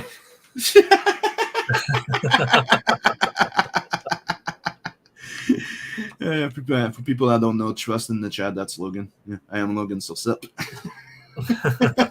That's my older kid. Souls put the link to InkSlayerEntertainment.com. Oh, thank you. Yes. Well, at least and why would I dodge freaking Michael? I like having those type of conversation. That's what I was trying to say before. I'm gonna start banning you from. I have those type of conversation with Scotsman about Superman 2. So yeah, I mean, there's a reason why there's a reason why Superman 2 did not perform as well as Superman 1. Me, it's like I'm a huge fan of fucking Superman 2. So that's one of the things. I remember Scotsman one day. He's like, "Why do you hate Superman so much?" I'm like, "Dude, you're not getting me. I fucking love Superman." To me, he represents a lot. Dude, it's co-created by a Canadian and an American. It represents a lot for me. It's one of the first fucking superhero comic books. It's a collaboration between the two brothers from the West. Fuck off. I love it. Yeah. Yeah. Well, if you love Superman, then be sure to back SPQR and support the Roman version of Superman, Julius Caesar. I mean, he kind of is. Like he got deified after he was assassinated. He was known for the majority of Roman history as the divine Julius Caesar, which no one else really got. Yep. Yeah, that's what I was gonna read. Like, well, that was what was Chris supposed to do? There was no stopping those two. Nope. Some have a doozy stance on the side of it and check it out in the discussion. I don't. Dude, I like what I like, and I can understand some people not liking certain things, and I like discussing them. It also it also amplifies my appreciation of things, or also I think that at the very least, we were on the same page with how the Kents were handled was an absolute abomination. Yes, it was. And I think Lois Lane is no support character. She ain't she's not even a reporter. I thought it was a mistake that they have Clark confirm his identity with her too. I was like, yeah, come on. You got rid of so much storytelling here. At least leave her fucking figuring it out. Fuck. Oh man. But at the very least, we're on that same page, because that's always one of the more frustrating parts of those discussions is when people try to justify what they did to the Kents, and I go, no. Like, no. That's fucking well, I disgusting. thought that he was saying that, his choices have consequences. Like, you can say that without telling him he should have let a bus full of 13-year-olds drown. Dude, I remember letting out the fuck in the fucking middle of the fucking theater, especially that fucking tornado. Like, I remember going going to Dave, like, the fuck, dude. On the other one, I'm like, that's fucking stupid. The fuck, she's telling him not to fucking do So nothing. That's bad. not even her. And the tornado part, I'm like, I just went, the fuck, with the two arms open, like up in the air, like, what were the you fuck. thinking here? Why did you think this was a good idea? And I'm all like, Kevin Costner. Hale Ryder's hey, trying Joe. to start a fire and is asking about the Green Lantern movie. Gosh dang it, Pale Rider. Oh, the Green Lantern movie. The suit Don't get was him started on disgusting. something else. The suit was disgusting. There's also a director's cut where there's more space stuff, and the only thing I enjoyed from the movie, it was watching the moment where he's in space. Other than that, the movie shit. I thought that it was miscast, and that if you were going to cast Ryan Reynolds as any DC hero, it should have been Wally West. I just don't think you should, because he would be a perfect, And- like, just imagine Justice League, animated Justice League. I'm sorry. Wally Back West then, Flash. I agree with you. played by I'm sorry, but back then they should have put Nathan Fillion. Like he was Nathan back then. Fillion would have been perfect. He'd still, if you wanted to have Hal Jordan be like the older like Green Lantern, that's like He's kind of perfect. like the police chief. Nathan Fillion would be my pick for Hal Jordan. Dude, just the way he is, like it's knocking. to Green Lantern. It's the same thing as Reynolds to Deadpool. It's like their character is made for it fits with the character of the character. So put Nathan Fillion in fucking Green Lantern, and he is Hal Jordan. 100%. He looks just like him. He Like, looks when- like if him, you- acts if you like look at- him, If you talks look like at him him. back during like the Firefly era, and you just put you just Photoshop a Green Lantern costume on him, it just becomes you are literally this character. And it's fucking amazing that he's the one also that does the voice in the animated movie. Yeah, he does the voice in most of the animated films for Hal. Dude, the two Green Lantern movies are freaking good. If you guys haven't seen them, go watch them. The animated ones. They're doing a third one that actually looks promising. I don't. Mhm. I lost faith in DC animation after their New 52 era phase, because those were hit and miss. There's a few good ones, but there are a few exceptions to the rule, but by and Mhm. large they suck. yeah, yeah. I was especially disappointed with the last one, where it's like, okay, so I like the first Justice League. Justice League War was okay. The I thought first Throne one. of Atlantis could have been so good Mm-hmm. if they had just, done Throne of Atlantis, but they ruined that. And it's so fucking annoying because they had Sam Witwer voicing Orm. What a waste. Mm-hmm. Oh, breaks my heart. But the Dark Knight adaptation was pretty on point. Let's see. Dark Knight Returns is like one of those things where it's like, the Dark Knight Returns part 1 and 2 were phenomenal. Yep. They were done very well. The only problem I have with it is they removed the heart attack. Yes, you are. Yeah. Yeah. That's literally like really Yeah. like 3/4 of your fight scenes are literally just they're still motion frames. Like the entire invasion of Apocalypse is done in a flashback of still motions, And Wonder all Woman. of those still motions were what were used for promotion of the film. I And was just like, Wonder Woman has a full woman team that beats everybody. of course. The only fun part of that movie was like Superman getting possessed by Trigon and fighting Darkseid. Like I was like, this is stupid. It wouldn't work like this, but I'm here for it because this is the only part of this movie that has entertained me even mildly. So, Mr. Sim, Yes. let me show you something here I seen the other day. I've been meaning to show you. In honor of the new Canada banning guns. Oh no. We're introducing legislation to implement a national freeze on handgun ownership. I can't wait for this to blow up in their face. Hey there, Jason. Oh, what are you doing there? Just Yeah. you have your rights there, if you don't mind. Oh, I do mind, you big old hoser. Those are my guns. Look, if you won't You give big up your old guns, hoser? we're going to have to take them from you and I'm send one of his Patreons, by the way. you, Jason. Oh, well, fair enough. Then I guess we're just going to have a Canadian boogaloo, if you don't mind there, then. Oh, okay, well, I'd prefer it if you would. Sorry about that. Oh, darn. Sorry about this. Sorry. About to take another shot. You might want to duck over there. Oh, well, thanks for the heads up there. Wouldn't want to get hit by one of those suckers. What are friends for? Oh, Sorry. Oh, darn. Sorry about that. That sure don't Sorry feel too about good. that. Yeah, those suckers really sting you, don't they? Oh, Hey, you Chris, weren't joking. You might want to Here, mute let yourself. me, just sit me right here where I hit you first. Then we're even. Are you There you sure go, about Mark. that? Yeah, here, just take your shot. Ooh, yeah, those suckers really do sting. Ooh, oh, darn. Just threw a grenade over at you. Might want to take cover there. Oh, I hate for you to have to throw another. Oh, hey, you seem to have forgotten to pull the pin on your grenade there. Oh, sorry for the inconvenience there. Oh, we all make mistakes. No hard feelings.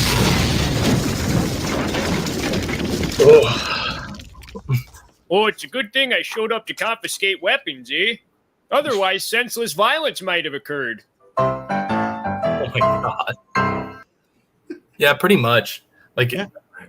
this is one of my main talking points. Like, on the political spectrum, I tend to be more center, with a little bit of left leaning. But like when it comes down to like gun control stuff, I always go like, look, legislation is not a shield; it's a net. You trying to ban firearms completely isn't going to fix anything, and in fact, it will make it worse. Not Every just single that, time you try every to make time- something. every time they remove some of your protection, like your guns, did you notice that they always hype their protection with super security and stuff like that, private security? Yeah. 100%. But like the other big thing with this is in American history, every single time that politics tries to get involved and make something illegal, it backfires and creates a massive illegal trade of those items, and it becomes increasingly more violent. Prohibition, drug, the Reagan's war on drugs. Like every single time that you do this, it creates a black market that becomes increasingly more volatile. And That you can't even control. People are more dangerous. The violence gets up because now more people can easily get them now for cheaper because it gets cheaper too. The crazy part is that like a lot of the people that are like, I want common sense gun reform, and they're putting out like what their talk points are. It's like those policies already exist. The majority of those policies already exist on the federal level. What you need to be talking to, who you need to be talking to, is your states. Because if a state has different gun policy than federal gun policy, they can follow the state policy because that's their right. The federal government can't just go in and impugn over a state right like that. It's one of those things that's an individually held state right. If you want that kind of change, you petitioning the federal government isn't going to do anything, because you saying, oh, well, we want a ban on automatic weapons. It is already illegal to own an automatic weapon in the United States unless you have a specific license. And in order to get that license, you either need to be loaded rich or have a ton of security clearance. And I'll say, don't think it can happen to you that you're protected by everything. You have to protect your laws. You have to protect your own freedom, because otherwise, if you just stand there thinking it's not going to happen, we're protected, we got those laws, they can change them, and one day, when they remove your weapons, and then they have more weapons than you. Then, so always stay vigilant. I think that was a good old saying. Illegalize it. Jesus. Oh, Lordy. It's weird. You legalize weed, and then you try to illegalize guns and the handguns. I mean, I work armed security, and like the first thing you know that we have the record of weapons per capita of people here by state, but it's mostly rifles and hunting shit. But we own we own a lot of weapons, people here. Well, a lot of you guys think that we don't own weapons. No, check it out. Look how much fucking weapon are owned by capita. Yeah, well, and I mean, like that's the whole thing. It's like ultimately, you know, Sorry, I don't let them take Sim's dwarf hammer away. Yeah, No, I I'm saw getting that. a rocket powered one, so you don't touch it. but you know, in the U.S. when it comes down to not just the U.S. everywhere in Mhm. armed security, like the number one rule is that if someone find a way to do it, right? Like Mhm. you creating gun control isn't necessarily going to get rid of the problem the way that you think it is, because all you are doing is putting preventative measures on the legal acquisition of firearms. The majority of these shootings do not happen legally. I think Denzel was it not? It was Samuel L. Jackson that said it best, right? It's not gun that kill people. It's not the guns that bring up the violence in people. It's the lack. It's the lack of appreciation of the people's lives. People have Yeah. no Well, appreciation of life of living people. Like no. Well, I mean, it's it, really funny because Matthew McConaughey recently made a big statement. I'm not going to go into the rights and wrongs of that, but Mhm. at the beginning of his thing, he unintentionally addresses the real problem is that when he was raised, he was taught to respect and revere the power and consequence of the use of a firearm. Mhm. Knowledge and understanding something is the best way to deal with it. And appreciation of human life. Do not think that other people are just, you know, Well, yeah, and like you. that's what it comes down to is, Yeah. especially when it comes to the very tragic topic of, like, obviously, school shootings and everything. Mm-hmm. What it comes down to is it's usually kids that have been bullied, and they see this as the best way to get back at the bullies. Yep. And it's one of those things where it's like, well, you could, try standing up for yourself, Mm-hmm. fight a little, Express invest yourself, in, stand your ground. invest time in working out, or hell, invest time in making friends so that when the bully comes over, You're not alone. you're not alone. Because if you stand up, odds are the other three will as well. And that bully can be as badass as he thinks he is, but he's not going to be able to take on three of you. But I mean, just me. I think that's the whole thing. Is it's like this concept of, if you're not with me, you're against me kind of deal that gets instilled, I feel, a lot of kids. And just a lack of understanding of what's going on. Like, I think that there's just this massive disconnect on what this actually is and how But serious it is. it's one of the things I was having a discussion a while back with my kids and Dave. It was like, about the kids. It was about the fact of, you need to teach them to stand their own ground. Because otherwise, you end up being bullied. Yeah, you'll be bullied. And if you don't stand up your ground, you're never going to achieve nothing. You're always going to be afraid of everything. Like, I was bullied until the moment I realized that, okay, it's like the principle of what they did in The Simpsons when you realize that there's just people that are assholes with that elephant episode. And I went like, okay, fine. So I need to fucking stand my ground. So I started working out, solidifying myself, going to the country, cutting wood, trying to, solidify myself. Then I fucking fought all five of them at the same time. It's like, it was not like in the movies where I fucking whooped their asses, but I stood my fucking ground. They didn't put me down. And at the end, they all fucking looked at me and went, you know what? And that's also like a big thing with guys is like, if you stand up and you acquit yourself and you fight, yeah, like by the end of that fight, at least like if you're fighting, as you said, if you fought like five people, even if you got your ass kicked, like complete tar shit beaten out of you, if you got some good punches in there, at least two of those people are going to be like, yo, man, I didn't think you had that in you. I remember, like, I can tell you, like, right from the get go, like when the fight started, like after one punch, like 2-3 punch going out, right, and me still going there and laughing like a motherfucker because I was laughing, dude. I was cracking up, just fighting them, getting, one just went, okay, I'm done. Just looked at me with the 2 finger on his head. He goes, dude, I'm fucking done, and that's how.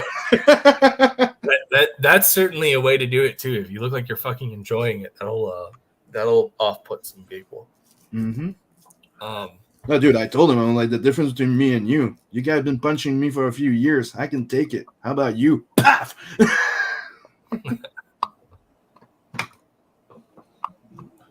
Oh, Pale Rider, you don't even have one. Gosh dang it, Pale Rider. I mean, you weren't really able to get like what he was talking about specifically is like a military grade M16 that had like a functions between semi 3-round burst and full. Well, you can get them. Just it's not reasonable to achieve. Yeah, well, like it's very different. Like you would not be like a standard civilian is more than likely not going to be able to get. Yeah, that you need a lot of money. Fuck tons of money. Yeah, automatic rifles are very expensive. Well, it's not even just that; it's the license. The licensing as well. It's the license that you have to get. You're going through like multiple security screenings and everything like that. I did not punch a rooster, so. But what Pale Rider was saying before is that he doesn't even like go full auto. He just stays on semi, and because you can put plenty of rounds down range and semi-automatic, and you can do so far more accurately. With full, like if you're putting on full auto, it's because you're in a very bad situation and you're being like ambushed. Like you're in a near ambush. You're probably not making out of this anyway. Might as well try and take out as many of these dudes as you can. So yeah, soul spreading Speaking wise. from- I speaking did from the not punch perspective of that a chicken. I did not punch the rooster. I did not punch the rooster. Okay. It was worse, but I did not punch it. It's not the same thing. Her. I did not punch it out of violence. You get the idea, You're brought up having a farm, dude. You have to take care of a fucking asshole rooster, and you're thought of like taking care of it, and then he goes, it's time for it to be dinner. The farm lesson. Yeah. Then you have to go. Yeah. I did not punch that chicken. I did not go violent and start fighting it. Come on. Didn't you have the 3-round burst? Yeah. I'd rather have an FAL. You wear a claymore on your chest for the tough situation. Yeah. More farm talk, Sam. Front towards enemy does not mean that there's no backlash, but yeah. Oh man. All right. How long? All right. We've been out for 2 hours. So people, don't forget to sub, like, and share. Don't forget to go back to the book. SP. Yep. SP Last day, guys. Last day. We're at we're like $4 shy of 8,300, and I'm hoping it's unrealistic, but we'll keep our fingers crossed, hoping we can cross 10K this before Indiegogo closes out the in demand once I shut it down. SPQR. I missed the Q. Think so. Yeah. And don't forget at 500 sub you win a heavy metal sketch cover and 1,000 Chris in a red dress. That's all. That's all I have to say. And don't forget to go show some support to Delson and Adverse 2 on Indiegogo now in demand. And I will be launching a Kickstarter very soon. You've said enough today, so.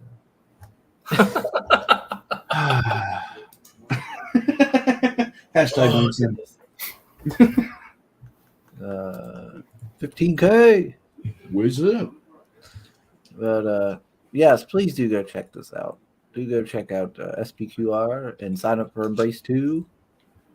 They're certainly cool looking books. Even though I don't know that much about JoJo, it's still got good looking art. It's got great art. If you enjoy Roman history or enjoy JoJo, you'll have a blast. If you haven't ever watched JoJo, you'll still have a good time because odds are you have experienced JoJo in ways that you don't know. because it is memed to death. But yeah, so it's a good time. 33 pages of people punching the shit out of each other. It's good stuff. Well, that's the important part. Let's see. Soul says everybody DMs him about the Embrace fan art on the next Doodle and Chill. I'll get back on I'm setting up guests and stuff like that. Now that we're almost, it's not guaranteed, but we're pretty much found an apartment. Hopefully everything goes through properly. That's awesome. And after that, it's like less weight on my shoulder. Just have to get ready and move. So I'll be setting up more guests and doing more fan art again. I just Woo. Life priorities are a thing. So yep. And I don't like to talk too much about my personal stuff. So yeah, I gotcha. Let's see. 18th. Yes. So let me think. What's my next stream? I think the next stream will be on the 13th with Phoenix Animation. oh sweet. Woo. I was thinking of launching the Kickstarter on the 13th too. I'm not sure yet, but Let's see. Share the channel at 500 subs. Chris live stream shaving his legs and prep. What? no, I'm sorry. We don't want shaving. We want peeling. I'm not doing that. We want some waxing. I think the hair would grow back by the time we got to 1,000 anyway. So he's got to do it at like 800 or 900 guys. 800 or 900 he'll wax. You get to Louisiana, you meet up with Bell Rider, and you let his stripper do it. So it's a win-win scenario. We get to enjoy something funny, and you get come on. I don't need to get in details, do I? Well, I mean, at least she's a redhead. So,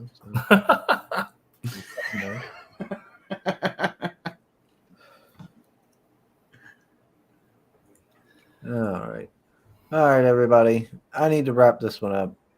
It's been quite a long 2 time. hours and 15 minutes. Just and the brain is starting to work in slow-mo, so we need to put a stop to this. So have a good one, everyone. All right.